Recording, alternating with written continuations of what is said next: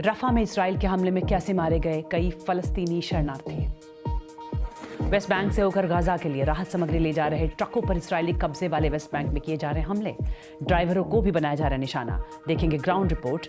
उधर रफा में Israeli air strike में 45 फलस्तीनी शरणार्थियों की मौत। कई देशों ने की इसराइली हमले की निंदा। इसराइली सेना और मिस्र के सैनिकों के बीच गोलीबारी। गाजा में रफा क्रॉसिंग के पास हुई घटना में मिस्र के एक सैनिक की मौत की खबर। इसराइल ने कहा घटना की हो रही है जांच। मिस्र की सेना के साथ जारी है बातचीत।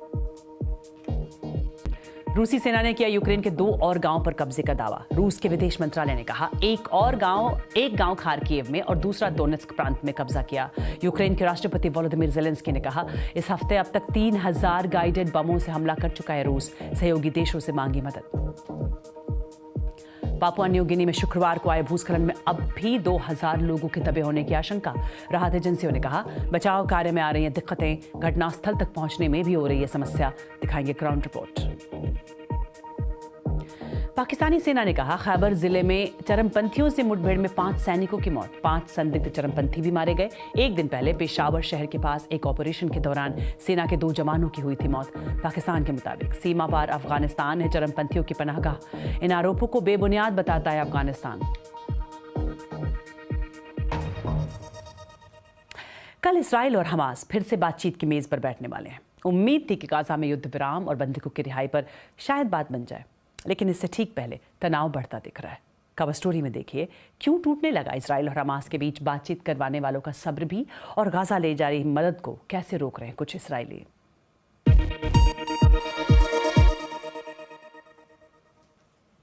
गाजा में रफा के पास इजरायली हमले में आम लोगों के मारे जाने के बाद इसराइल ने कहा है कि वो अपनी कार्रवाई की समीक्षा करेगा।